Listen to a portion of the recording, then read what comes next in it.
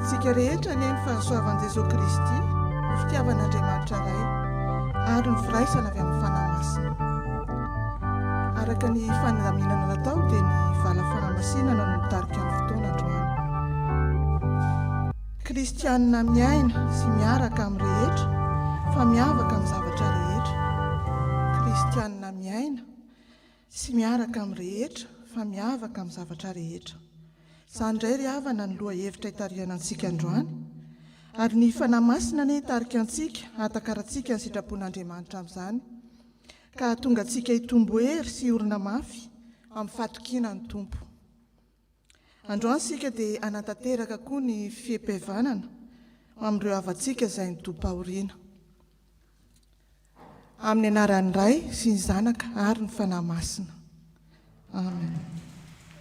Lesika isaotra sy hideran'Andriamanitra amin'ny salamo 120, 120 ka hatramin'ny 120, ary avy eo dia tohizana amin'ny hira fa 790, 120 sy 9.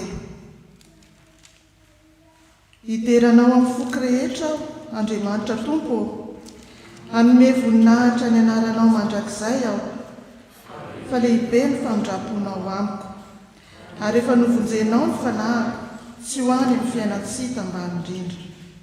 Andriamanitra, ny prehare mitsangana nolotra, ary ny atoko ny loza be mitady ny aiko, ary tsy mba hevery ny faheoanatrehany ianao, fa ianao Tompo dia Andriamanitra mamindra fo sy miantra, maharo-po sady be famindrapo sy fahamarina.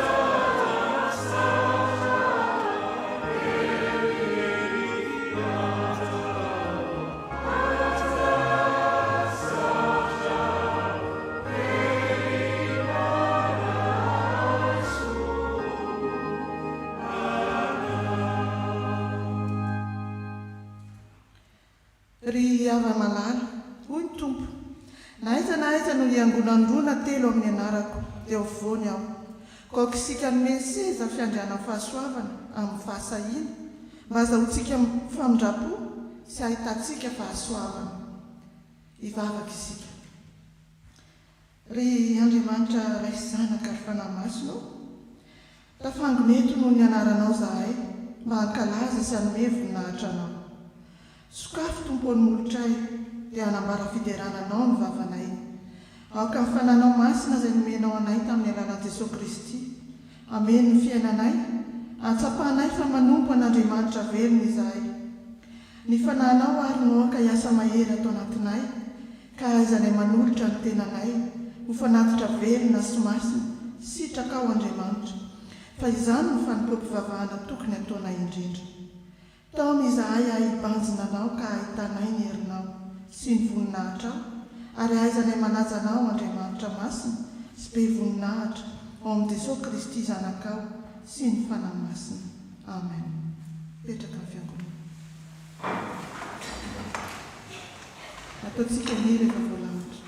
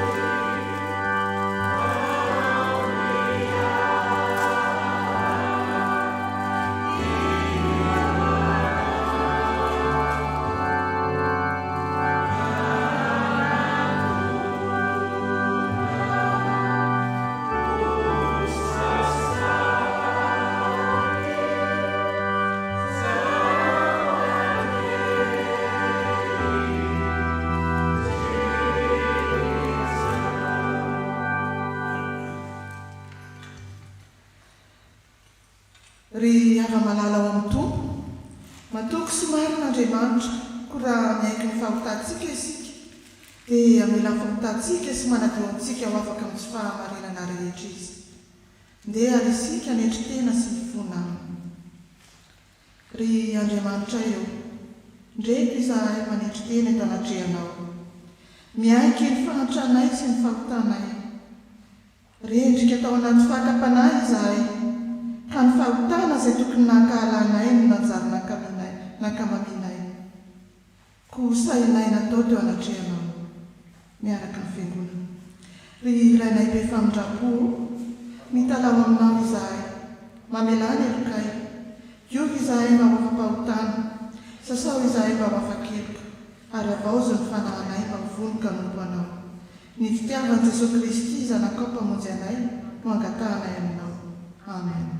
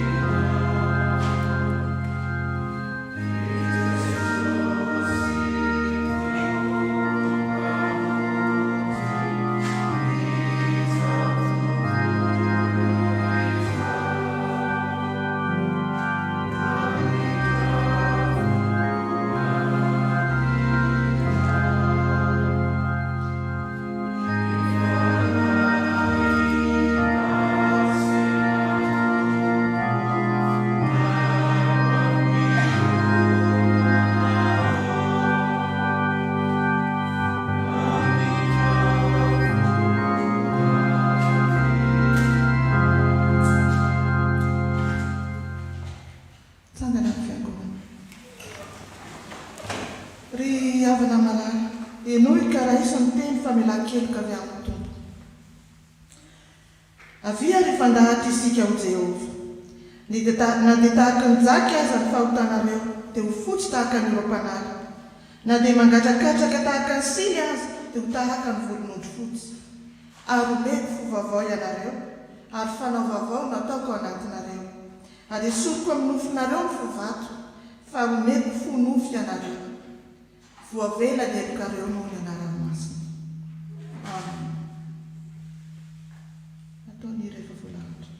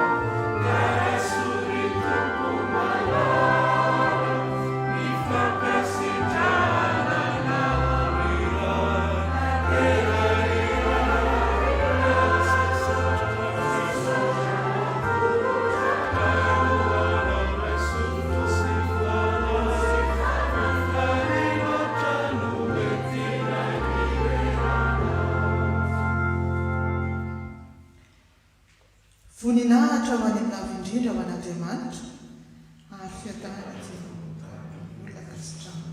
Petraka ny fiangonana.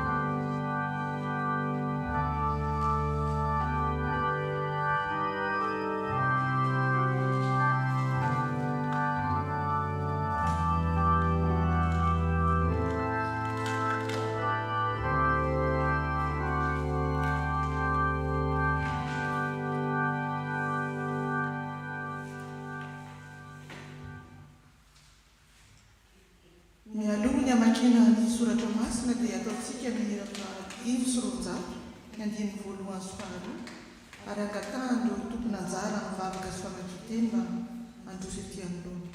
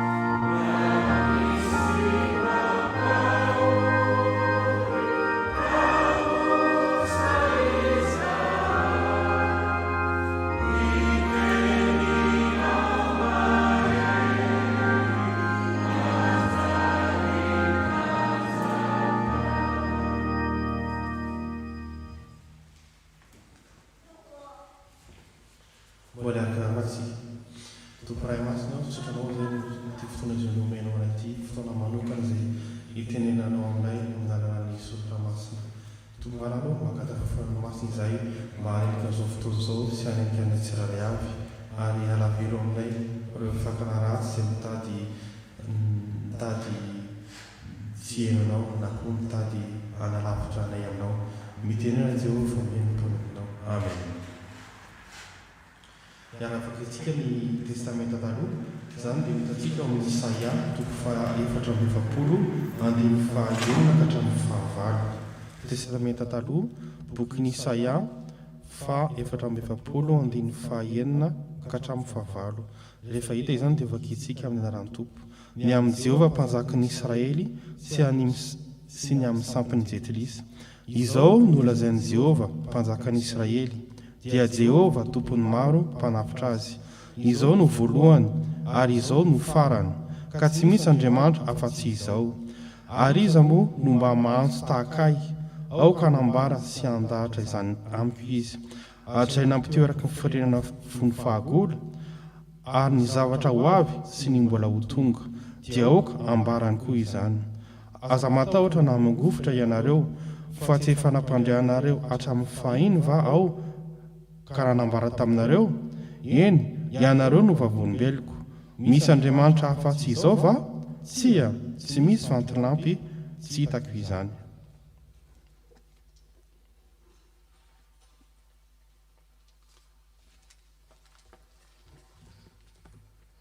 Mbola toizantsika amin'ny fakiteny ao amin'ny Romanina toko fahavalo andiny amin'ny enina amby roapolo hatramin'ny fito amby roapolo.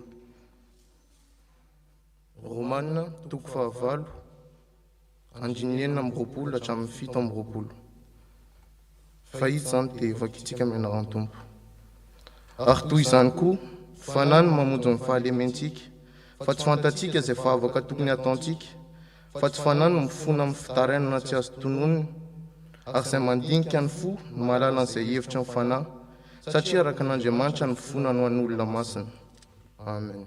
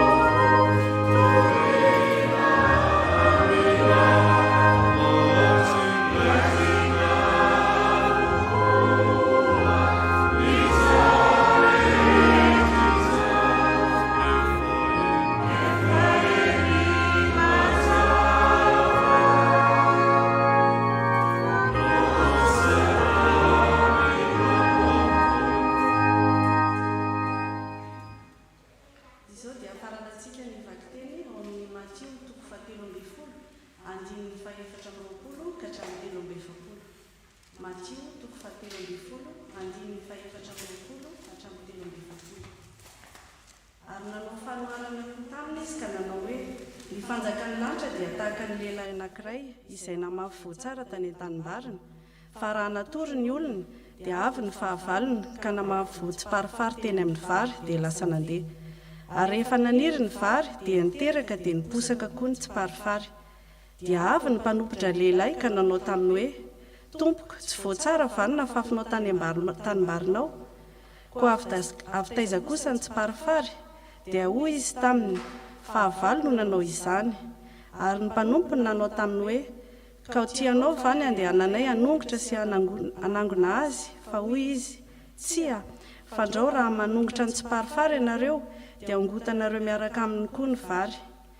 Aoka ihany ara-maniry izy roa ambara-piavian'ny fararano, ary amin'ny fararano dia holazaiko amin'ny mpijinja hoe, angony aloha ny tsiparifary ka ataovy amboarany mba ho dorana, fa ny vary dia tao ho any antsipitro.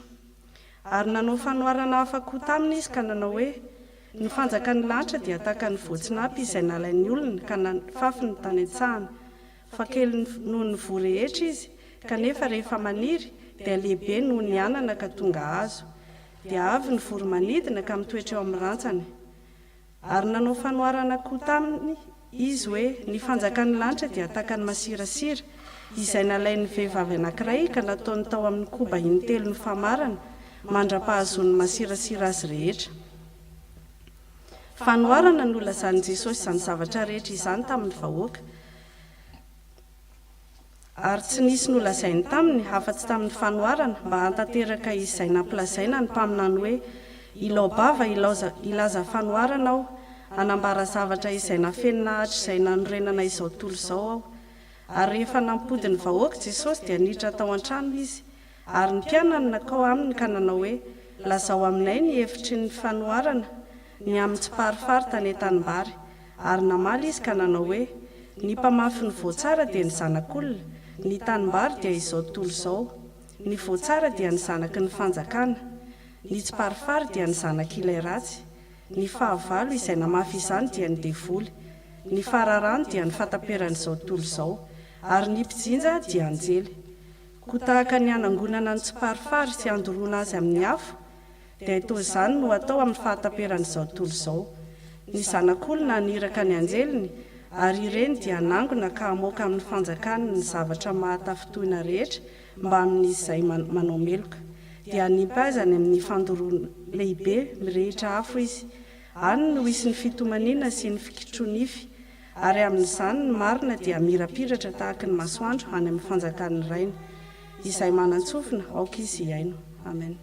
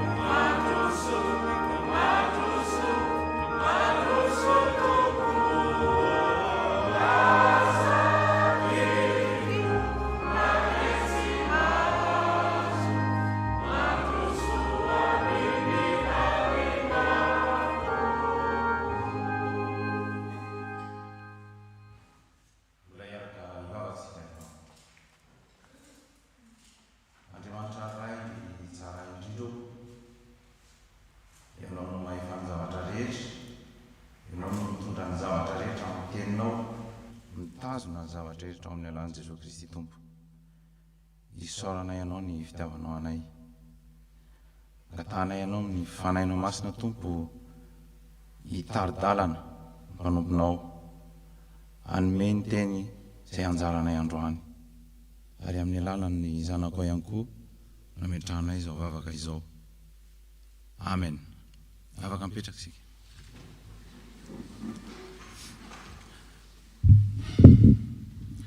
Dia miaraba antsika tsirairay avy zany tonga eto amin'ny ilay toerana mahazatra antsika. Natao liftinina kely moa zany ny vieux temple ao ivelany ao dia faly foana antsika sady makasitraka izay zavatra atao manodidina ny fanjakan'Andriamanitra. Ny atao anatiny moa zany rehefa any aoriana izy fanavaozana dia ny teny izay nivakiana tamintsika teo dia ny Matthieu toko 7 izay efa fanaraka ihany a tamin'ny teny tamin'ny herinandro tamin'izay tsika atao asalin dia momba ny teny zay tsy mety loha no ny vakina tamin'izay fa ny androany zany a manohy ny perikopa mahazatra tsika dia momba ny fanoarana ny amin'ny tsiparifary voatsinampy sy ny masirasira moa ny traduction misy fa rehefa nanomana zao toriteny zao dia tsy dia matetika moa zany nijery grec ancien fa lasa mba nijery grec ancien dia lasa nijery hoe inona marina ny dikan'izany tsiparifary fa sao dia tenitenenina amin'izao fotsiny ka amin'ny teny frantsay izy hoe ivre dia rehefa nijery tao a dia gaga fa zao ny soratra hoe ny tena dikany zany dia zizany tsika rehetra hoe mahay daholo zany zizany semer la zizany c'est zavatra tsy dia tena tsara zany a no voalaza momba an'le ivre na tsiparifary fa rehefa haitsika le hoe semer la zizany dia azo atsaina ny zavatra tiany Jesosy nampianarina amin'io fotoana io ary ny tsiparifary sy ny vary a tokony tsy dia miaraka foana zany normalement reo tsy miaraka mihitsy a kanefany a raha ny tsaratsika dia jereo tsara fa ozy izy velon ozy izy a hiaraka hialehibe eo reo fa any aoriana za manasaraka azy mampitahotra zany a fa tenin'ny tompo zany a dia eketsika fa zay no izy ary valable foana zany a ao amin'ny fiangonana zany hoe misy tsiparifary dia misy vary ao amin'ny fiangonana anankiray a misy ny kristianina zay ara-panahy ary misy ny kristianina ara-nofo inona ny tena dikan'izany kristianina ara-panahy dia misy kristianina ara-nofo rehefa manaiky an Jesosy Kristy ianao a dia miala amin'ny fahamaizinana hoentiny makao amin'ny fanjakany Jesosy Kristy zany resahana eto fa rehefa hoentina avao amin'ny maizina ianao makao amin'ny mazava dia lasa miconstitue gouvernement anankiray ary misy lasa ambassadeur ny sasany amin'ireny zany lasa ao anatina gouvernement anankiray ianao tsy gouvernement ny république akory fa gouvernement zay efa apetraka-Andriamanitra hoe zay nofidiako zay vidiko dia lasa hoetiko ato amin'ity gouvernement vaovao ty ary rehefa tafiditra ao amin'io gouvernement io ianao a dia tsy tongatonga ho azy fotsiny io kory hoe tiany gouvernement a dia apetraka ao ianao ohatran'ny zavatra iainantsika kehitriny mandeha fifidianana dia lany tsy ohatra izay ny gouvernement misy eo amin'ny fanjakan'Andriamanitra fa nouvelle naissance zany hoe fahateram-baovao a no mahatonga anao ao tsy afaka tonga fotsiny ao ianao a fa misy passage tsy maintsy andehananao avato makato tamin'ny heriny ara-moa zany nampiasaina ny teny hoe ny taloha sy ny ankehitriny ary tsika kristianina dia manana tombony ao amin'izay fomba fijery zay misy ny fahaterahana zay iainantsika tsirairay avy ireo a tamintsika teraka nataon'ny ray aman-dreny zany a zay fahaterahana ara-nofo fa raha ohatra ianao ka tsy nanara-dreny rano fotsiny fa nahafantatra ny tian'Andriamanitra ho tanterahana aminao a dia tsy maintsy obligatoire tsy maintsy mandalo amin'ny fahateraham-baovao ianao a zay voalasa miditra ao amin'ny gouvernement vaovao tsy manavakavaka ny tompo fa ny tiany a ny olona rehetra dia lasany amin'ny daholy saingy indrisy fa tsy afaka miforce anao izy za zao raha eto a ka ohatra hoe rahalahy so somary lehibebe noho iza dia ozy izy hoe ozy amantsy anazy hoe za ty hijanona eto dia ozy izy rahalahy hoe avianao aty forceny amin'ny tanana ko aho eo za tsy mety fa mijikina be mihitsy za tsy ho eo fa izy matanjaka noho iza dia lasa ihany aho zany makany ny farany fa zao ny zavatra misy rehefa voasitony eo aho ka tsy teo eo aho vo mitody any lamosiny a lasa ndray aho zany hoe ninona ataony a tsy tafapetraka eo mihitsy a satria zay no safidiko ohatr'izay ihany a ny image ny fitiavan'Andriamanitra atsika zany hoe tiany hipetraka amin'ny toerana ray ianao any aminy fa izy tsy afaka miforce anao ary efa tsy afaka miforce anao izy a mino koa aloha fa hafahafa ihany raha ohatra ka any an-danitra any zany misy olona dia izy tsy teo any dia any an-danitra misy olona mitsipatsipa zaho a tsy teo aty inona ny ataoko aty mino angambany a fa tsy zany a ny lanitra misy zay tian'Andriamanitra misy atsika ireo dia ao amin'io fahateram-baovao io zany dia misy fiainana anankiray zay antsoina hoe vie éternelle na fiainana mandrakizay zay tsy azo vidiana tsy azo hofaina tsy azo indramina tsy azo atao neninina fa Andriamanitra ray no tompony ary Jesosy Kristy no manome azy tsy azonao mihitsy io a raha tsy ao amin'i Jesosy Kristy dia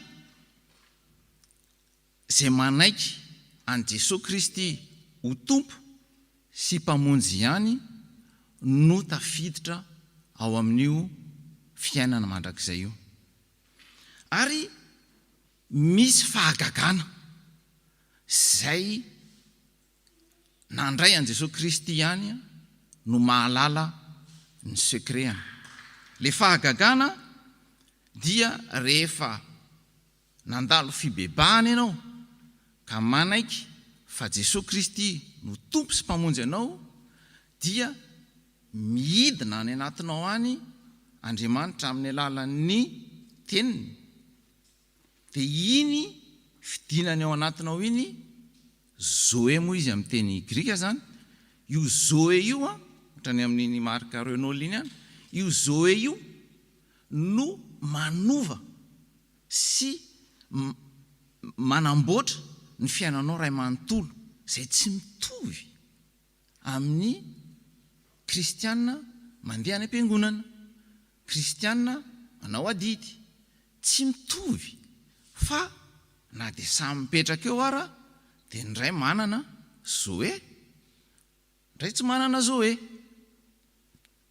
tsy hita zay maharatsy an'le tsy manana zoe na manana zoe fa mampalahelo satria ny tenin'Andriamanitra dia mazava ny baiboly ray manontolo dia mitarika ny zanany foana hiverina any aminy na inona nataonao Andriamanitra tsy mahatadidy ny fahotana zay ny fonana taminy fa matetika ny devoly foana no mampatsiahy antsika hoe ka sy tadidinao le zavatra nataonao iny ianao ve dia manolo tenao an'Andriamanitra tena veridika ve zany zavatra ataonao zany mitombona ve zany zavatra ataonao zany ny devoly ihany a no manao an'izany Andriamanitra tsotra ny zavatra teneniny tsotra ozy izy hoe tsy misy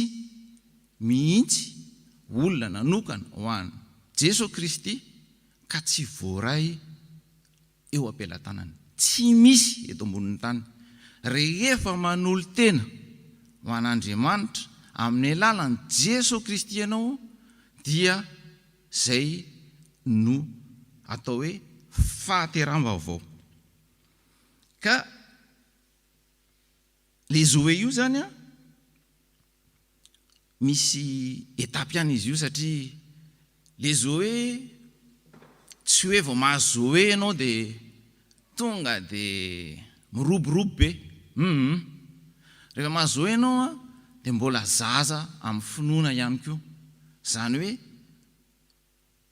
bebe spirituel zany. Mba hatsotra azy dia ozy hoe BBS ao tadidinareo le izy. Bebe spirituel.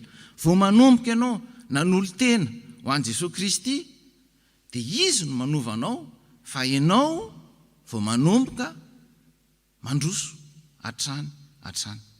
Dia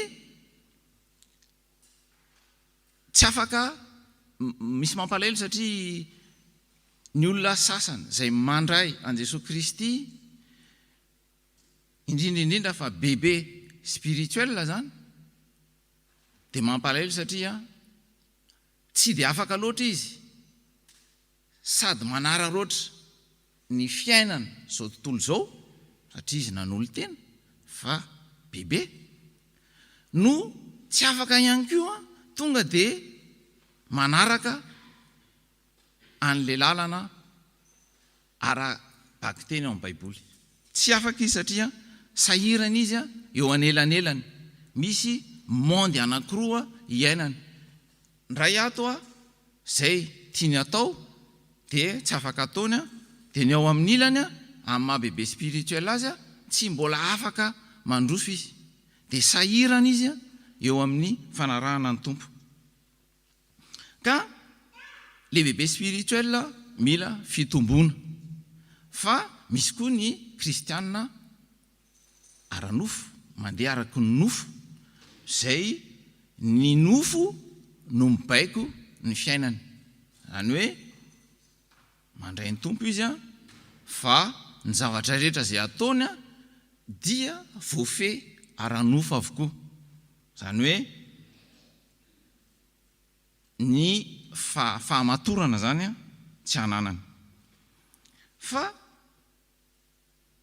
tsy zavatra nahakivy ny mpitondra akory zany satria raha ohatra hozy isika rehefa samyzany ihany eny tsy dia hita le tombontsoa dia ny tenin'Andriamanitra ihany no mahalaza azy. Fa inona no zavatra tena ahitana fa ny kristianina dia ara-nofo charnel zany dia izy tsy mitombo. Zany hoe ao amin'ny fiangonana, ao an-trano, ao tokantrano, any amin'izay misy azy ihany tsy mitombo izy, mijanona bebe foana.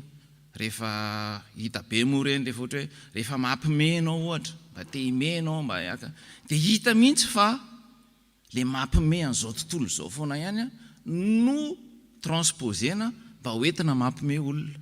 Zay ara-nofo tsy dia tena hita zay mampiavaka azy. Mahafantatra olona ako isaky miona aminy dia fampiaraba dia zatra mahavariana amin'ny ranamana dia rehefa fampiaraba dia na izy marary na izy vizana na izy avy niasa be fa tsy dia misy zavatra tena mampivelatra azy. Tsy dia misy tena hoe ahitana fa kristianina ara-dalàna fa dia eo foana vizana foana, tsy haiko hoe manina izy no vizana foana ary tsisy ninona azo resahana mihitsy.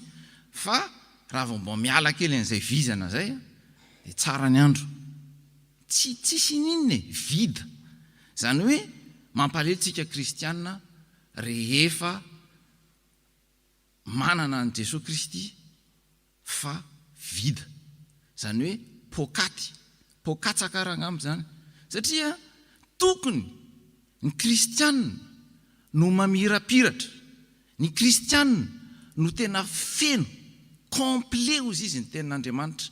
Ny kristianina no tokony manana ny zavatra rehetra, dia ny kristianina mampalahelo, tsy mety tanteraka mihitsy, tsy mahay manararoatra ny maha-kristianina azy, fa dia zao mpanota tsy mendrika zao, stily loatra izay foana, tsy afaka mivelatra zato isan-jato. Nefany a natongavany Jesosy Kristy dia izay mihitsy mba ahafahantsika miala zany toetra efa nisy tamin'ny taloha zany. Be dia be ny ohatr' zany fa tsy vitsy akory. Ny ten'Andriamanitra arany ao amin'ny Lioka 5:19 dia etiko fananiny izy te hitarihana ny sainao. Dia izao ny soratra ao hoe Lioka 5:19 hoe fa ny zanako izao tontolo izao dia manan-tsaina kokoa amin'ny karazany noho ny zanaky ny mazava. Wow! Noho ny zanaky ny mazava. Asa raha azonao an-tsaina hoe ny kristianina tokony ambony ny zavatra rehetra, dia tenin'ny tompo mihitsy ny teny hoe fa ny zanako izao tontolo izao dia manan-tsaina kokoa noho ny zanaky ny mazava. Tenin'Andriamanitra zany fa tsy raha ao amin'ny baiboliko zany dia ao amin'ny baibolinao koa, fa tsy za akory namorona zany. Izy dia hoe ny ohatra zao ny escroc zany, raha ohatra izy ka teneninao hoe andany ianao ndana angalaro ry zavatry, minoa marina ianao, fa mampiasa ny tetika rehetra izy ialana amin'ny lalàna, ialana amin'ny zavatra rehetra mba hahafahany mahatanteraka ny mission io, ataony ny tetika asa rehetra. Ny tompo nefany tsy mangataka antsika ho escroc, fa mangataka antsika mba haran-tsaina. Zay zany ny soratra hoe dia manan-tsaina kokoa, zany hoe tsika kristianina no tokony ambony ny zavatra rehetra. Nisy zao ny tamin'ny mois de mai farany teo zany ny Apollo Soyuz nalefa ny Amerikanina faraparan'ny volana mai teo. Vitatsika olombelona manao calcul. Iny calcul nge manao ny zavatra iny, alefa aveto makany amin'ny habakabakany, tsisy Andriamanitra. Ataony calcul tsisy Andriamanitra. Mandeha amin'izao calcul zany tsisy Andriamanitra fa 1+1 tsy maintsy 1 Mbola manao retour ihany koa nefany. Tsy ale fotsiny makany anabakabaka, fa mbola misy calcul koa retour ohatra izay. Dia hoy aho hoe raha tsisy Andriamanitra mandefa n'iny Soyuz iny any anabakabakany, ale mbola misy retour. Inona tsy vitatsika raha misy Andriamanitra miaraka amintsika, na manao calcul tsika na tsy manao calcul? Inona tsy vitatsika? Eritrereto any an-tsainao any hoe misy zavatra tsy vita ve miaraka amin'Andriamanitra? Ekeko fa misy tsy vita eo ny eo, fa tsisy zavatra tsy vita zany. Vitan foana zay rehetra nataony, satria manana plan izy izay mifanaraka aminao raha vao nanolo tena ianao. Raha tsy manolo tena aloha ianao tsy dia misy plan mazavany aminao. Mesy any hoentiny tonga dia transportation izy ny ao amin'ny baiboly zany. Fa ny cas général dia manolo tena ianao dia meny plan, dia iny plan iny no mitaridalana anao.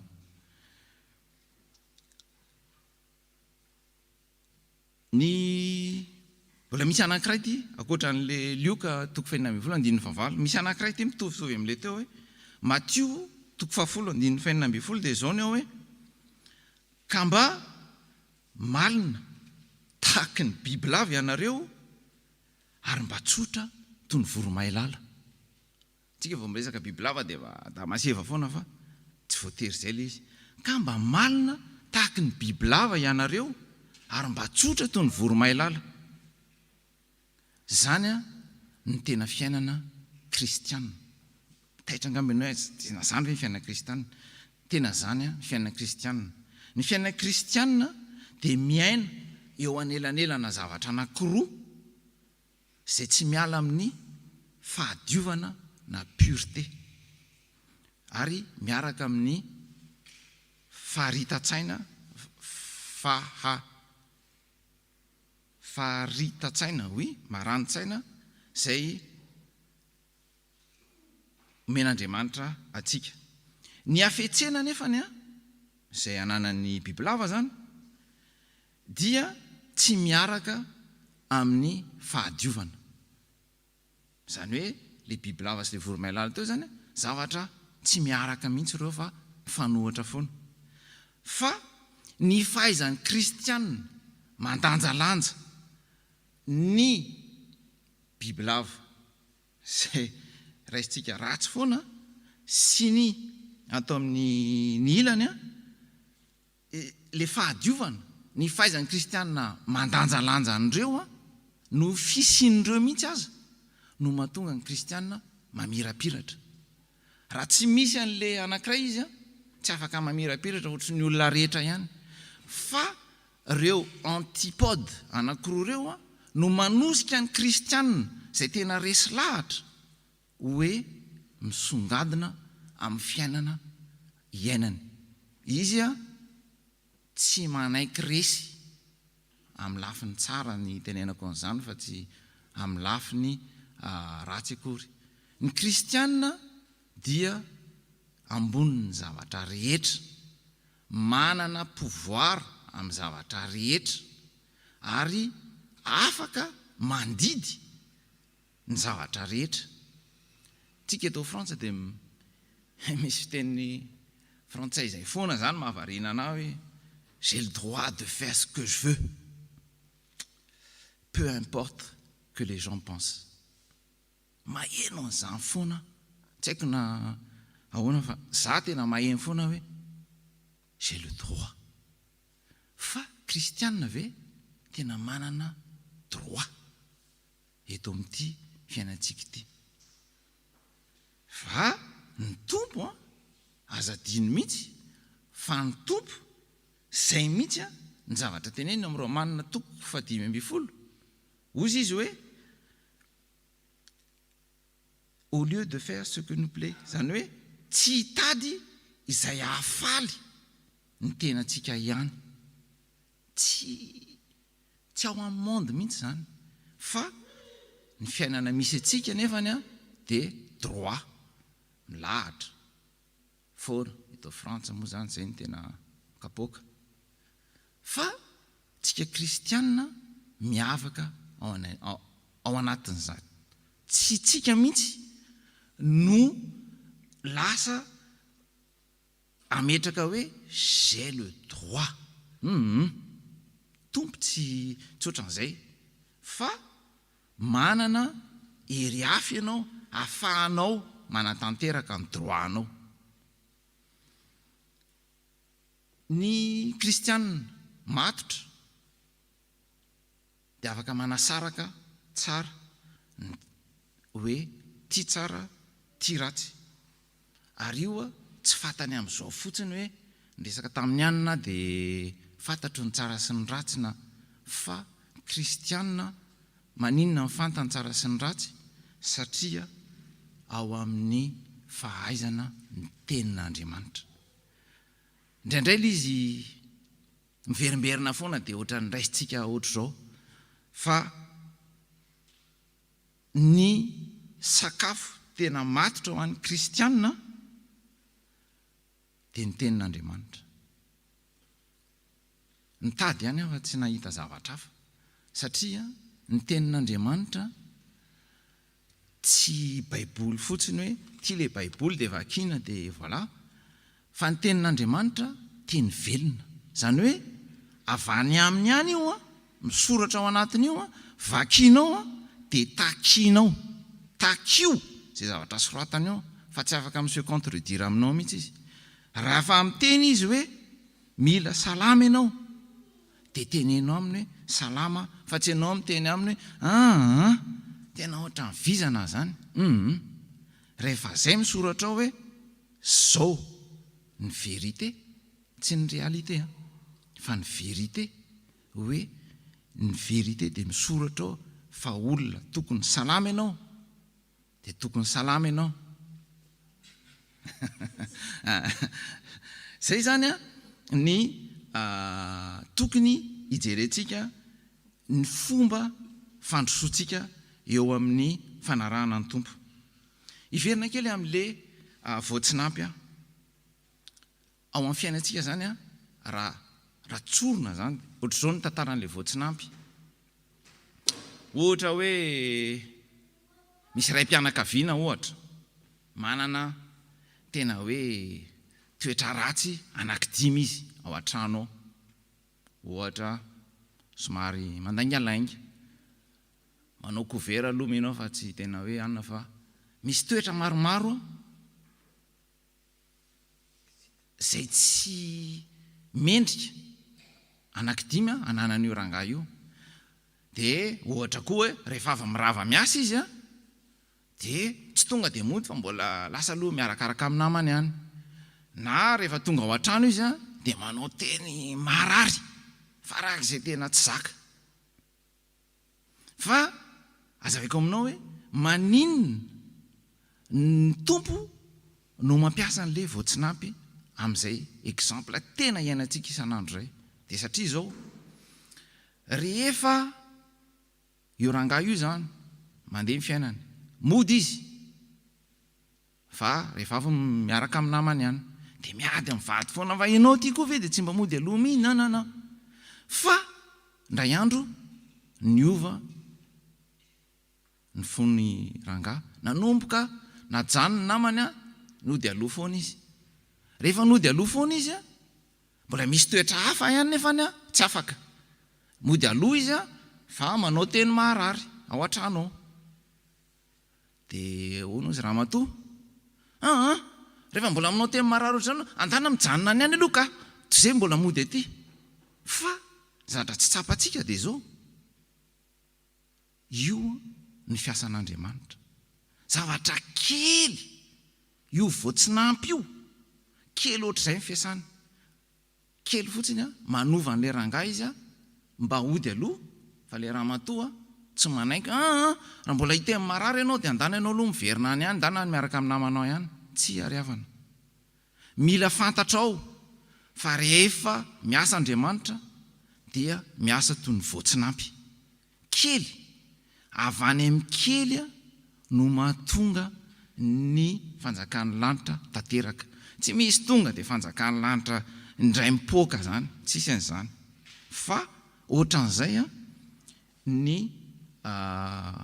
fiasan'Andriamanitra amin'ny voatsinampy ka misy a ota madinidinika zany mbola tsy afaka amintsika kristianina manao farisaisme no noteko azy satria tsy hitako izay teny itenena azy amin'ny teny gasy zany hoe fariseo zany manao système na fariseo hoe mampiseho tsika fa tena kristianina tena tsara zay zany fahotantsika mihitsy zay a zay tena mampalahelo fa misy ary mbola mibahana be ny avinavina ty avinaviny ity a teneniko eto foana satria ao amin'io tsika kristianina efa mahay fa mila mamela heloka fa tsika miavinavina zany hoe mila mamela heloka zay fantatsika fa mila atao fa kosa tsika tsy manao premier pas mihitsy tsy mandeha premier pas zany tsika fa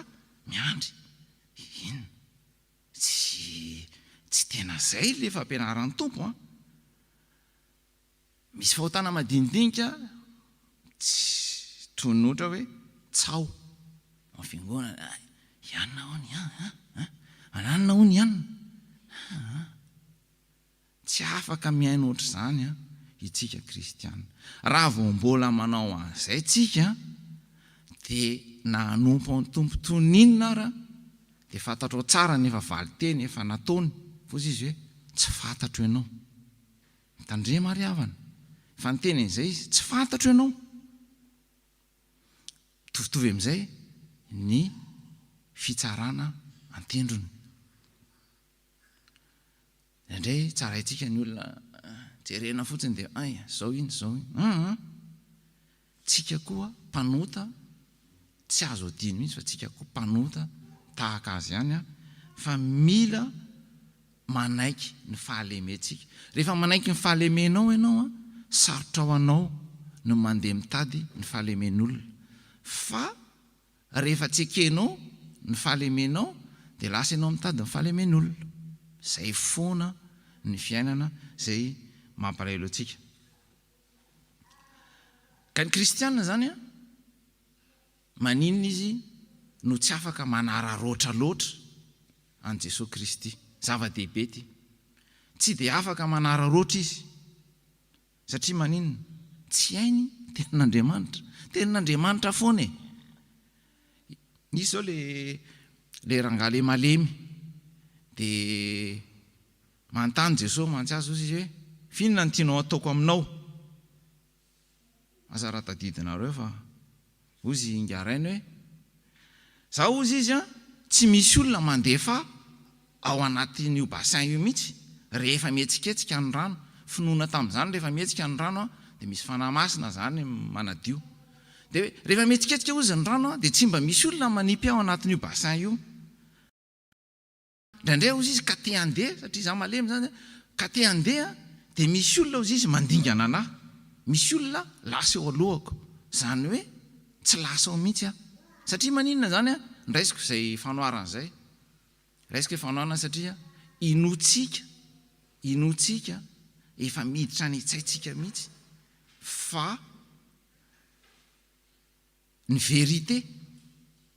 verité izay ao anaty Baiboly ao dia raisitsika atendrony. Ny tompo ve manontany ianao inona ny tianao ataoko aminao? Dia valianao hoe ka za tsisy mampiditra anaty bassin. Za ve ny tokony valy teny? Sitrano aho zay mivaly teny. Tsy hainao ny tenin'Andriamanitra dia lasa ianao ka za efa inonao loatra no hoe ka za angetsinona tsisy mandefa anaty bassin dia zay mahatonga anao ohatran'io e. Zany réalité zany. Ny tenin'Andriamanitra mazava tsara mihitsy fa tsy nanao olombelona malemy izy ohatra. Fa raha inonao zay dia mijanona eo ianao. Le rangaty zao hitako mihitsy mijanona eo izy satria tsisy mampiditra anaty bassin izy dia taraiky ety ivelany. Ary rehefa tokony mba mandeha izy dia misy midepase. Zay ny finoana hoe za rehefa tokony mandeha dia tsy lasa. Nefa ny tompo no manontany ianao hoe ohatr'izay koa ianao tsirairay avy amintsika ireo. Raha anontanian'ny tompo ianao inona ny tianao ataoko aminao? Eritrereto anie zany mba eritrereto any aminao any hoe inona manontany ianao ny tompo hoe inona ny tianao ataon'ny tompo aminao. Fa tsika kristianina manaraka ny fanao zao tontolo zao. Ohatra hoe fanaheno zany matetika mihitsy moa zany tsika kristianina dia tsy mandeha mitady asa fa manararoatra pôle emploi na manararoatra CAF. Satria maninona? Satria ampianarana zao tontolo zao tsika fa misy sécurité dia lasa koa tsika manao. Andriamanitra manome anao asa dia anao tsy mety mandeha za mbola hijery kely an'ilay andaminité aloha. Andriamanitra ame anao vady asa raha azonao an-tsaina manome anao vady dia izy za mbola tsy afaka misoratra any amin'ny mairie aloha fa lasa miova ny statuako. Dia évidemment tsy afaka mitohy mihitsy zany ny fanomezam-pahasoavana izay tian'Andriamanitra omena anao raha ohatra ka tsy miova mihitsy ny fomba fijerinao amin'ny maha-kristianina anao. Dia be dia be ny vokatry ny tsy fahaizana tenin'Andriamanitra. dia itenanao fotsiny aho hoe ny baibolitsika ihany a no miresaka asa anisan'ny fanomezam-pahasoavana avy amin'Andriamanitra. Ny fivavahana hafa tsy miresaka asa zany mihitsy izy. Ny azy hafa ny asa dia hafa ny fiainana dia hafa ny fivavahana. Fa tsika kristianina un pack complet ao amin'i Jesosy Kristy no nomen'Andriamanitra anao dia voateny eo daholo na ny asa na ny fianakaviana ny rehetrarehetra Jesosy Kristy no mitazona azy mba ho velona. Ka izy tsika ao amin'i Jesosy Kristy misy tsy mahalala nge zay mahatonga antsika manao misy tsy mahalala tsika hoe izy tsika ao amin'i Jesosy Kristy mahatonga antsika manao tsy vitako zany ka voatenenina hoe andana manao tsy aloha ianona ihany no manao azy fa za tsy mahavita an'izany a. Fa tenin'Andriamanitra raha hainao dia inona soratra ao fa Andriamanitra no miasa ao anatinareo hainareo tsara ny toyny na ny fikasana na ny fanaovana. Wow, inona ny dikan'izany? Ianao tsy mila manao effort, ianao tsy mila manao ninina, fa manolo teny ianao dia Jesosy manao ny ambiny. Asa razonao an-tsaina hoe Andriamanitra no miasa ao anatinareo na ny fikasana na ny fanaovana. Ary mila inoantsika fa Andriamanitra ao anatintsika dia lehibe no ny zavatra misy tazantsika ety. Raisonnement antsika masy dia misy an'izao fa ny Andriamanitra izay any anatintsika dia lehibe. Ary Kristy no mahay ny zavatra rehetra. Mahay ny zavatra rehetra ao amin'ny Kristy azafady. Zay no soratan'i Paoly ao amin'ny Filipianina hoe mahay ny zavatra rehetra aho ho amin'ilay mampahery ahy. Tsisy zavatra tsy hain'i Paoly, hainy daholy. Atsika andraso eo Paoly fa mahay Paoly tena mahavita zavatra voalaza Paoly daholy zay zavatra tsy voatonon'ny tompo. Dia inona le mampiavaka ny kristianina amaranako azy inona no mampiavaka antsika kristianina? Dia Luka 10:7-20. Rehefa manana ny tompo ianao dia indro efa nomeko fahefana anitsaka menarana sy maingoka sy andresiny hery rehetra amin'ny fahavalo ianareo ka tsy hisy ampaninina anareo akory. Ho an'ny olona sasany science fiction zany. Science fiction, ça n'existe pas. Fa ho an'ny kristianina izay niova fo dia tena marina io ary tanteraka ao amin'ny fiainana. Ary ao amin'io Luka 10:7 ihany ara dia ny 7 moa niaraka tamin'ny Jesosy amin'io dia niverina izy tamin'ny fifalingana, tompo na ny demonia aza dia nanaiky anay noho ny anaranao. Na ny demonia aza nefa olona tsotra reo 7 olona mitovy aminao reo 7 reo. Fa maninona no mavita mandroka demonia amin'ny anaran'i Jesosy? Satria fantany ny valeurany. Zay no mahasamihafa antsika kristianina sy ny tsy kristianina. Ny valeur antsika hafa kokoa. Ary titarika anao hoe pilier ao amin'ny fiangonana anankiray no itadiavan'Andriamanitra anao. Fa tsy rehefa tonga ny lahady dia ery amin'ny faraparany WRI dia vao vita koa dia tonga dia sady miditra fara no mivoaka voalohany. Non, pilier. Zany pilier zany Jesosy no manampy anao arak'ilay teny teo hoe izy no manatanteraka fa ianao tsy manao ninina. Mba isin'ny fahatanteran'izany ao aminao dia tsy maintsy miasa ao aminao ny fanahy masina. tsy mandehandeha fotsiny amin'izao ny kristianina. Tsy misy zany hoe tia an'Andriamanitra fa tsy misy fanahy masina, na hoe te ahay baiboly fa tsisy fanahy masina, na hoe te ahazo ny zavatra tian'Andriamanitra tenenina tsisy fanahy masina, na te hiaina fiainana kristianina tsisy fanahy masina. Tsisy an'izany. Tsy afaka miaina tsisy fanahy masina ny kristianina.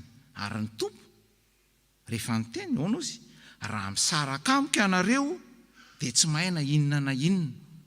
Nefa izy ange mahalala, izy andeha ary andefa ny fanahy masina. Rehefa namorona ny eglizy moa zany ny tompo, haitsika ny tantara, dia mitohy hatramin'izao. Tsy niteny mihitsy izy hoe hividy fiangonana dia hoe zany tompon'ny rehetra dia ao fa asiako olona financier milliardaire be miaraka mivavaka aminareo. Tsy niteny an'izany ny tompo. Finona ny teneniny? Tiako azonao tsara mihitsy ny fanahy masina amin'ny fomba fiodina. Inona ny zavatra ny teneniny dia hoe raiso ny fanahy masina. Tao amin'ny chambre haute io, raiso ny fanahy masina. Satria maninona? Io fanahy masina io no misarika ny vola anaovana fiangonana. Mila azonao ary zay tanterahanao amin'ny fiainanao mihitsy hoe ny fanahy masina no afaka manampy anao, manome fahendrenanao amin'ny zavatra rehetra, fa tsy mandehandeha fotsiny amin'izao ianao. Raha misy olona mivavaka manao fivoriana sabotsy hariva amin'ny 3, fantatrao anao fa tokony mandeha dia mandehana, satria misy tombony ho anao. Fa raha ohatra misy fantatrao fa tokony misy tombony ho anao, ny olona mivavaka ianao manao lèche vitrine, taraiky ianao. Mila fantatrao ny antony ny etson'ny tompo anao, fa zava-dehibe loatra ho anao ny fiantsoana amin'ny anaran'i Jesosy Kristy tompo. Ary mila fiomanana ireny zavatra ireny. Ahoana ny afantaranao fa lasa tokoa ianao rehefa ho avy ny tompo, dia miteny izy hoe tsy maintsy miomana. Tsy maintsy miomana tsotra. Ohatra ny Estera zao, heritaona mihitsy Estera no niomana iona amin'ny mpanjaka. 6 mois izy nanao niositra diloilo, dia enim-bolana izy nanao zava-manitra, iomana iona amina olona ohatr'izay. Dia mitovy amin'izay ihany itsika rehefa iona amin'ny tompo dia mila miomana. Ohatr'izay ihany le virgine 10 ny 5 efa niomana na nisy reserve, dia ny 5 tsy mailo, lasa nivoaka nandeha nividy no niverina nidiny trano tara. Fa na olona tsotra amin'izao fiainan'izao range mahay Michel Boujna, fantatrareo Michel Boujna, tadidiko tsara tamin'ny télé. Inona zavatra teneny? Teny frantsay moa ny teneny azy dia ataoko amin'ny teny frantsay. On dit souvent du silence de Dieu, mais rarement de la surdité de l'homme. Iny Michel Boujna fantatrareo amin'ny télé iny no miteny an'izany. Mino fa marina zany. Tsika tsy maintsy mahafantatra ny andrasan'ny tompo amintsika. Ary na ny tompo arange dia miteny ho an'izay mandresy amin'ny Apokalypse 2:20, ho an'izay mandresy dia omeko, dia misy zatra be dia be ao, lista mihitsy ao hoe ho an'izay mandresy dia omeko, dia andrasanao miandro eo le lista. Fa ny mpandresy ihany no misy mahatadidy, tsisy mahatadidy any amin'ny Jeux olympiques, tsisy mahatadidy mihitsy hoe iza no resy fa maharesy. Exemple raisiko zao ohatra hoe nisy ny Mosesy nandefa olona izy anao mpisava lalana, olona 12 nalefany. Raha tadidinareo amin'ny numéri toko fa 13 any zay, nandefa olona izy 12, dia firy no nafantatra fa ho azo tany Kanana? 2 ihany nafantatra hoe ho azo ny tany Kanana. Dia izy io Kaleba sy Jakoba. Kaleba sy Jakoba ihany no mahafantatra. Ary reo ihany no maresy. reo ihany niditra tany Kanana. Fa ny folo ambiny a tadidinao ve ny anaran'ny folo ambiny?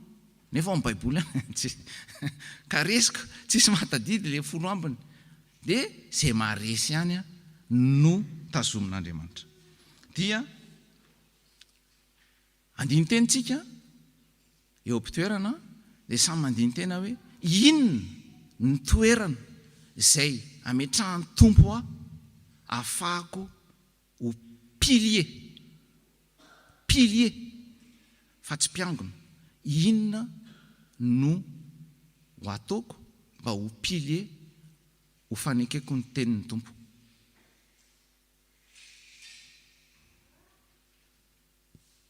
Dia samy mangataka fotoana fohy anetsaitsika antsika ao am-potsika ao am-pitoerana mangataka amin'ny tompo izay fantany fa mety aminao.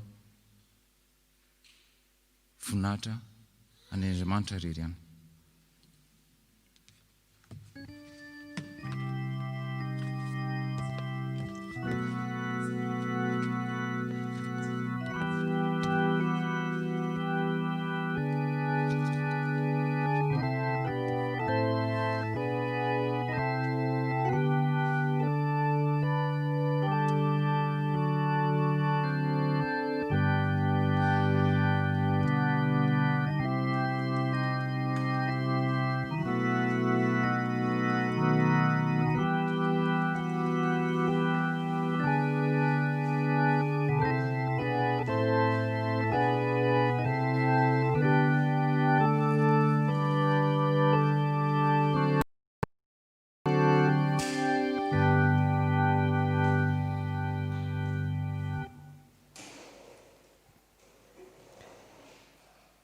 Aokisika nambara ny fanekempinoana apôstôlika izay iraisantsika amin'ny fiangonana masina maneran'izao tontolo izao. Eo am-pitsanganana no hanaovantsika izany. Mino an'Andriamanitra ilay Tompo an'andro sy ny tany, ary mino Jesosy Kristy ilay tokana tompontsika, izay nitolotoloana tamin'ny fanahy masina, nateraka marivelitsiny, navolana nafatotropolany, nomboana tamin'ny hazo fijaliana, mantika ny levo, hidina tany fiainantsika, nitsangana tamin'ny andro fahatelo, niakatra ho any an-danitra, mipetraka eo ankavanan'Andriamanitra ilay Tompo, avy any mividy tsara velona sy ny maty.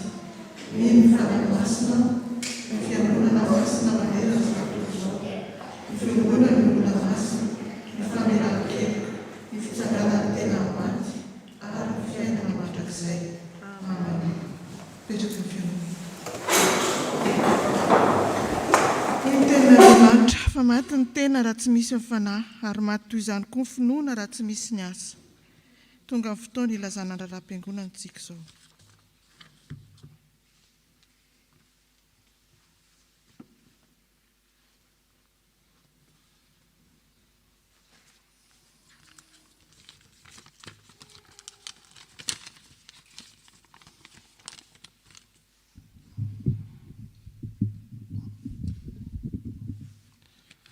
Dia mbola mpifaliana trano ry havana no iarabanantsika anio amin'ny anaran'ny mpitarina sy ny komity FPMA Toulouse ho an'izay manatrika eto sy ireo any amin'ny tokantrano tsirairay avy any amin'ny alalan'ny YouTube. Vaovao nasionaly Zakabe SVKI SLKI fanampim-baovao ry havana miarabantsika trany amin'ny fifalian'ny tompo. Mbola mitoy ny fisoratana anarana amin'ny Zakabe ary mifarana amin'ny 20 Jolay 2020. Omenantsika ombienombieny ny vaovao momba izany arak'izay fanapa-kevitry ny fitondram-panjakana. Ny voninahitra dia ho an'Andriamanitra irery ihany. Vaovao tafo rakim-pisaorana. Misaorany Jehovah ry fanahiko ary izay rehetra ao anatiko. Misaora ny anaran'ny masina. Tanora amin'ny rahavavy nahazo fitahinana noho ny fitantanan'ny tompo. Manolotra vola 200 €, ka 100 € ho an'ny asa-piangonana, 100 € ho an'ny ray aman-dreny mpitandrina. Mangataka vavaka io fisaorana sy fitantanana ny asa sy ny fianarana. Jehovah no ary sy toky ho antsika. taratasy fisaorana fa Andriamanitra tsy mba marina anadiny ny asanareo sy ny fitiavana izay nasehonareo voninahitry ny anarany. Hebreo 4:9-10.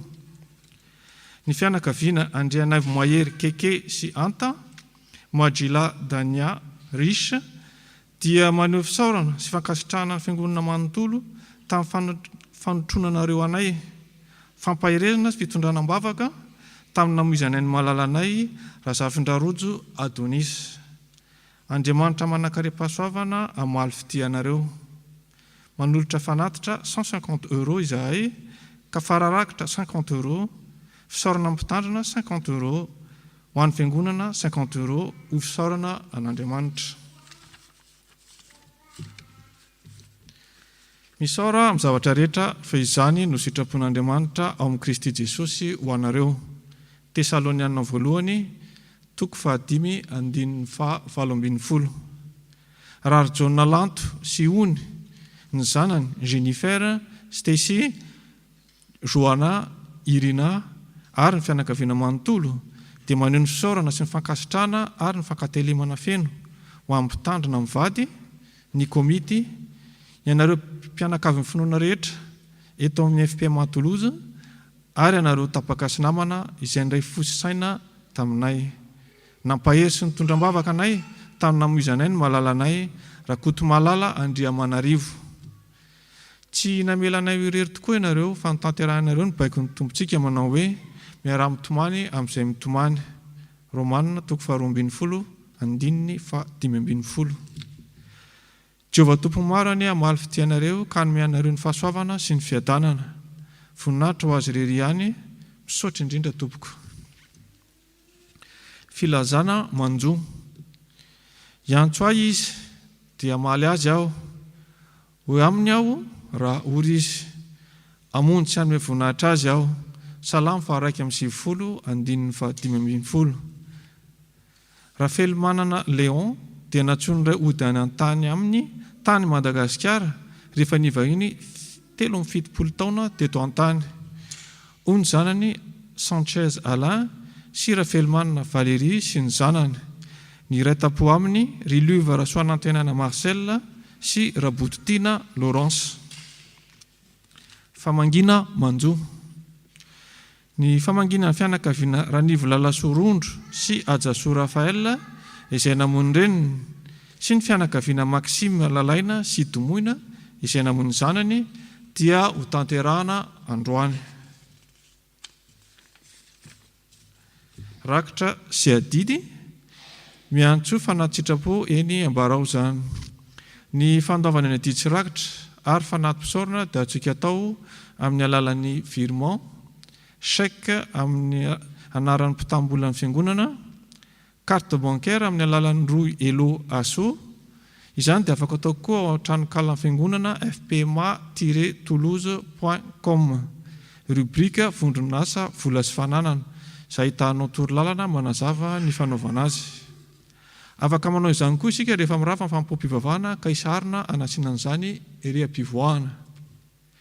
Engavina indrindra isika mba hanoratra ny anton'ireo fandraisana anjara ireo na ho rakitra na adidy na rakim-pisaorana. Dia tsarovy ry havana fanomame amin'ny fifaliana no ankasitrahan'ny tompo. Ny diarim-piangonana, ny fampom-pivavahana mandritry ny fialan-tsasatra izany hoe manomboka androany ka hatramin'ny 7 Aogositra 2020 dia eto amin'ny Vieux Temple ihany ka manomboka amin'ny 10 maraina. Misaotra antsika ny hanao hatramin'ny farany, ny voninahitra ho an'Andriamanitra irery ihany.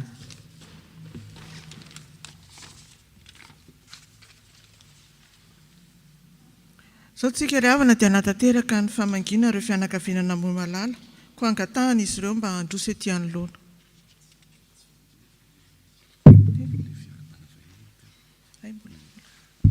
Azafatsika fa mbola misy fotoana hafa alohan'izay mialatsiny. Tonga amin'ny fotoana iarabanany vahiny tsika, satria fomba ny fiangonana ny miaraba ireo rehetra izay voalohany zany miaraka mivavaka amin'ny FPMA Toulouse amin'izao maraina izao. Ka raha misy aminareo anatin'izany dia angatahana hitsangana ny am-piangonana ho arabaina amin'ny anaran'ny fiangonana tompoko. Raha misy vaovao.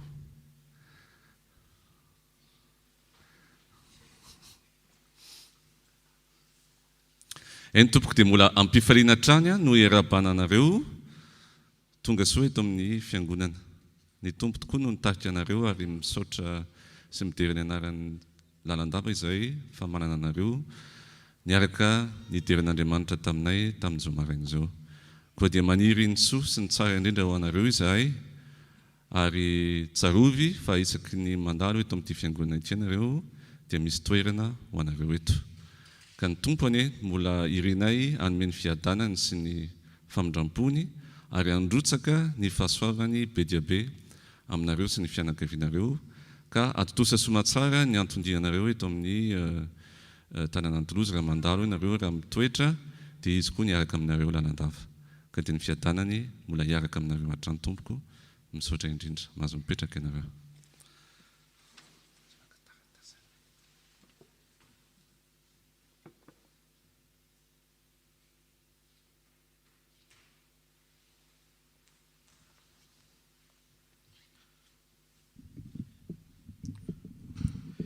Hiaraka ivavakantsika tompoko.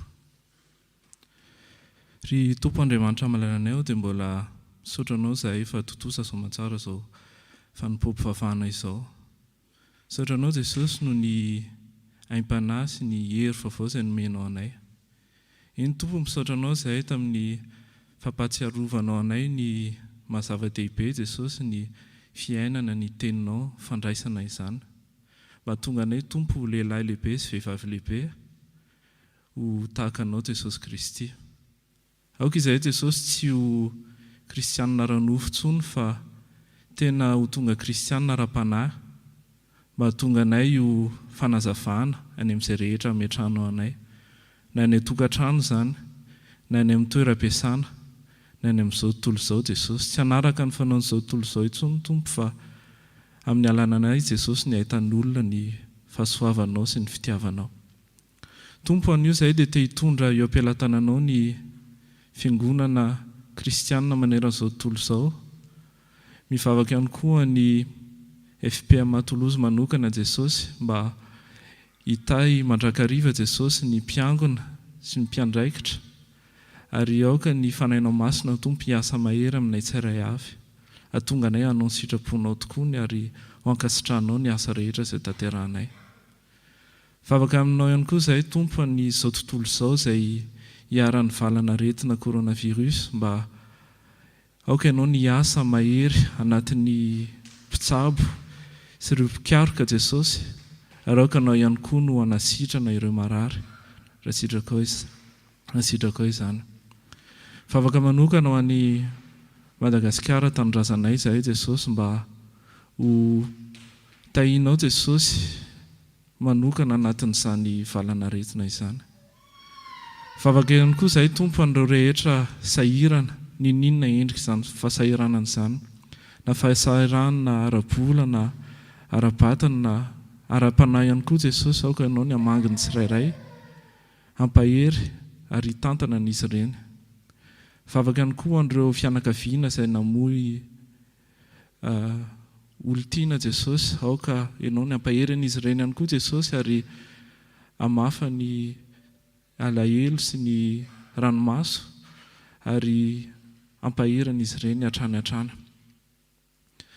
Apetraka eo am-pelatananao Jesosy izay rehetra etaeta-pona tsirairay avy izay manatrika eto sy izay manatrika amin'ny YouTube koa izao fanompoam-pivavahana izao. Ianao mahafantatra izay rehetra atao-ponay izay tsy voalaza anatin'izany vavaka izany. Ary farany indrindra Jesosy tianay ny hamarana izany vavaka izany amin'ilay vavaka tsara indrindra nampianaran'ny Jesosy Kristy zanakao manao hoe: Ray anay ao izay an-danitra, ho masinina ny anaranao, ho tonga anie ny fanjakanao, atao anie ny sitraponao, ety an-tany tahaka ny any an-danitra. Meo anio izay nasazy ao anay ary milany elokay tahaka ny aminay izay meloka taminay. Ary izay mitondra anay amin'ny fakam-panahy, fa manafana amin'ny ratsy, hanao ny fanjakana sy ny hery ary ny voninahitra mandrakizay. Amen.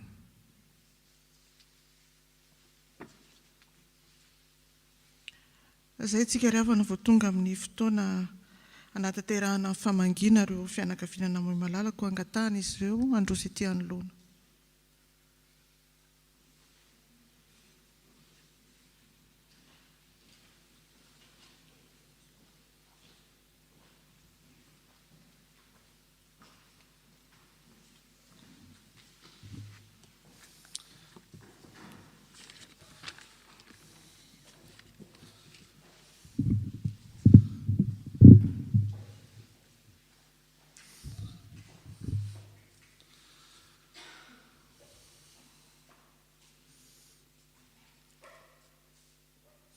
mialohany anomboantsika izao fotoana fampahirezana ireto fianakaviana ireto dia ataontsika ny hira efa voalahatra.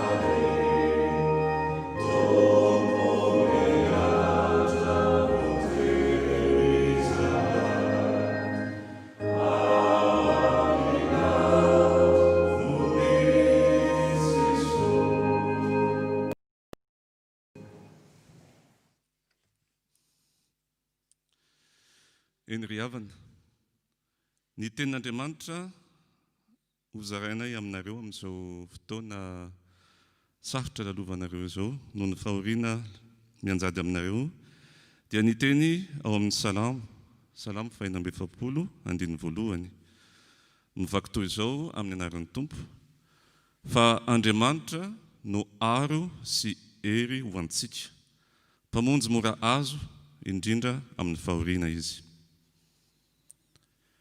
Akaikin'izay manana fo magnorakoraka tokoa Jehovah ry havana ary mamonjy ny toritory fanahy. Miaro antsika izy, miaro anareo izy, indrindra amin'izao andro manjombona amin'ny fiainanareo izao, satria ny mason'i Jehovah dia eo amin'ny olo-marina ary ny sofiny miaino ny fitalaonareo. Koa ankino amin'ny Jehovah ny lalanareo, apetrao aminy ny enta-mavesatra, satria izy no afaka hamonjy anareo ary araka ny teniny dia azo antsoina amin'ny fotoana rehetra Jehovah, indrindra fa amin'ny andro fahoriana. Mamaly ny vavaka asandratsika izy ary tsy manary ny zanany, satria Jehovah tokoa no manana ny hery faratampony indrindra, manan-kery arovana ny mpanompony izy, ka dia ny teniny dia mbola manambara fa afaka matoky azy isika tanteraka.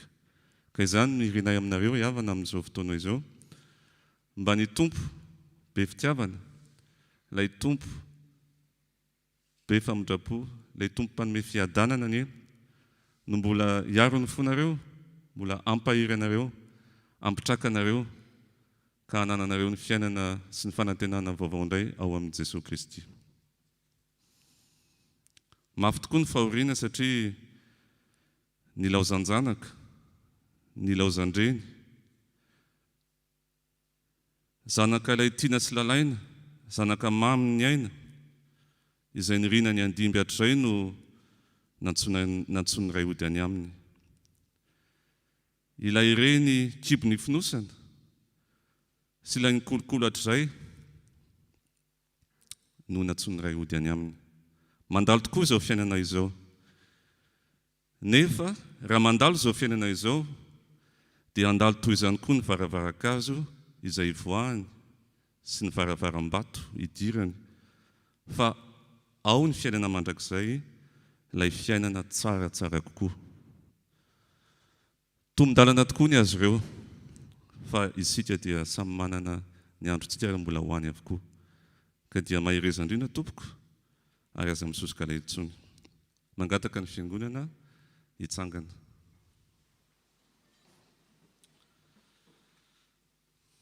Dia mbola hiarivavaka isika.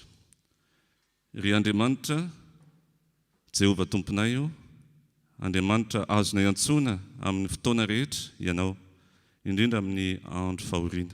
Amin'izao fotoana izao zay Tompo, dia mbola mametraka ireto fianakaviana ireto, izay ny Tompo ahoriana.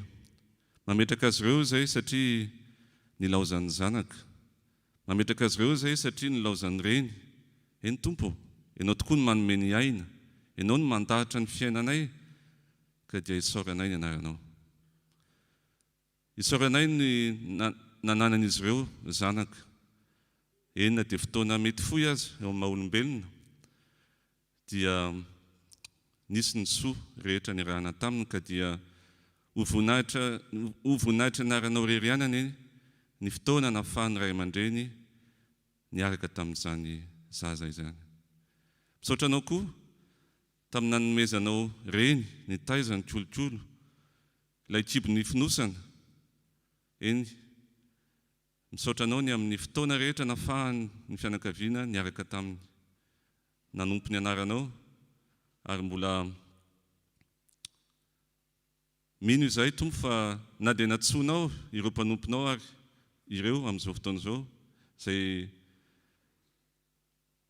misy tokoa ny banga amin'ny maha-olombelona dia mino izay fa ianao Jesosy Kristy no hanome ny banga rehetra ianao no hanasitrana ny fery noho ny fisarana tany ianao ilay Jehova antsoina isan'andro tompo ny mbola angatahanay hiaro ireto fianakaviana reto ary hanome azy ireo tompo ny fiadananao mba hanjaka ao amin'ny fony izy ireo sy hampahiry azy ireo dia amin'ny anaranao tompo no hanaovanay izany vavaka izany amen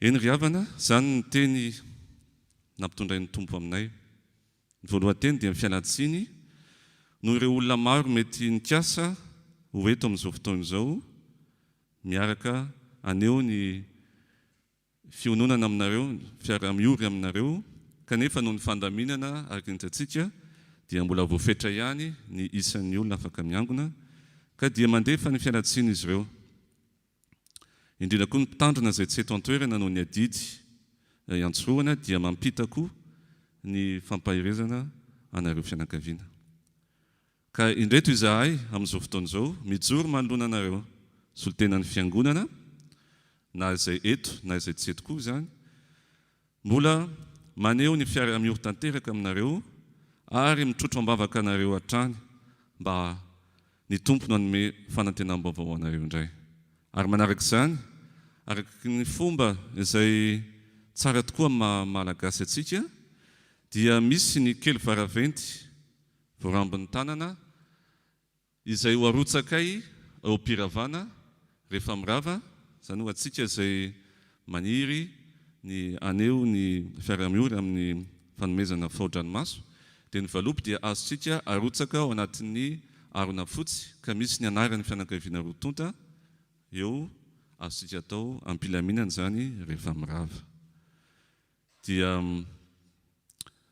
izay tompoko no teninay fa ilay Jehova be fiantra tokoa no irinay fa hiaraka aminareo manomboka izao ary mandrakizay amen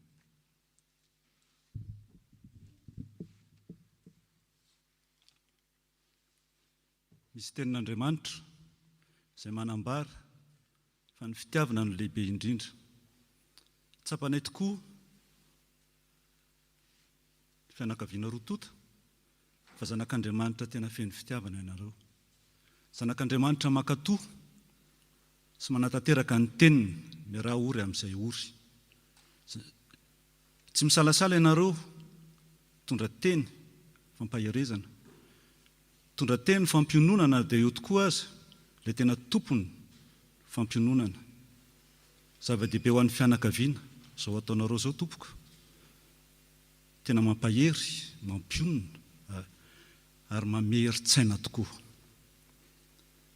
tsapany tsiraray fa tsy irery izahay aty an-tany lavitra aty mananareo rahalahy anabavy rahavavy ary izany fitiavana aminareo izany dia tsy vitany hoe fanehoana fitiavana araka ny tenin'Andriamanitra hoe tiavo ny namanao tahaka ny tenanao fa mbola rahanareo vola mankareny izany tsisy teno ho ambara intsony fa fisaorana natolotra anareo tompoko ary izy tompo lehibe ao an-danitra ao hitahanareo sy ny ankonanareo tsiraray avy. Misaotra tompoko. Dia aza misosoka lelotry ny tompoko mahazo mamonjy ny fitoerana ianareo. Aza dino zany fa rehefa mirava koa tsika dia misy arona volomparasy azotsika metrahana ny rakitra sy ny adidy na rakim-pisaorana ak'izay fanerentsika. Misaotra indrindra tompoko.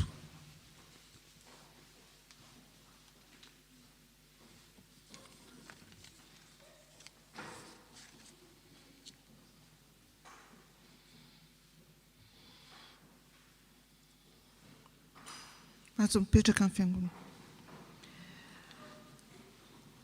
Misaotra an'Andriamanitra indray isika ry havana fa nahatanteraka soa izao fanompoam-pivavahana ny raisantsika izao. Koa amaranantsika ny fotoana dia iraintsika mialohan'ny hafatra sy ny tsodrano ny fihirana fanampiny fa 4 andiny ny voalohany sy faharoa ary aorianan'ny hafatra sy ny tsodrano ny andiny ny fahatelo. Hira izay nangatahany namantsika izay nanao rakim-pisaorana.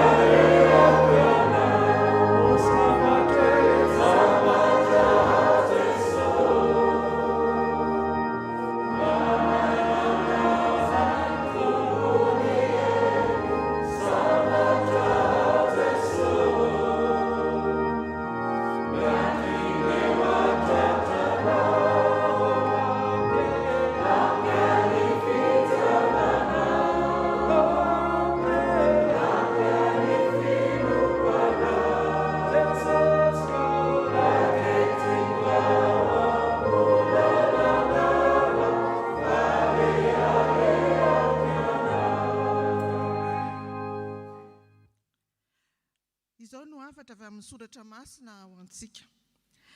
Mifaharary kasikiny fahamarinana ny valahanareo ary mitafindra ary ny fiarovan-tratra ary kiraroy ny fahavononam-panavy amin'ny filazantsara amin'ny fihavanana ny tongotrareo ary ho fanampin'izany rehetra izany dia tany ny finoana ho ampinga izay azahoanareo amony ny zana-tsipika mirehatra rehetra alefan'ilay ratsy. Raiso ny tsodrano izay tononona amin'ny anaran'ny Ray sy ny Zanaka ary ny fanahy masina. Ho aminareo rehetra ny fahasoavan'i Jesosy Kristy Tompo sy ny fitiavan'Andriamanitra Ray ary ny firaisana amin'ny fanahy masina. Amen.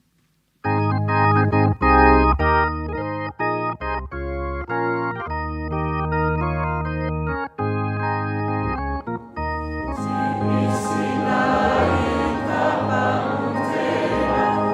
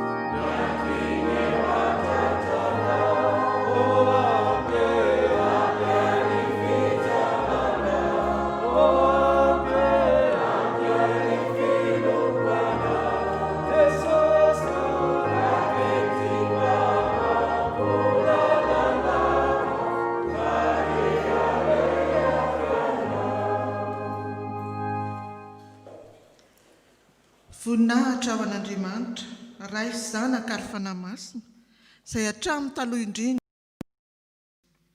Amen. Mandehana amin'ny fiadanana ka manompo ny Tompo.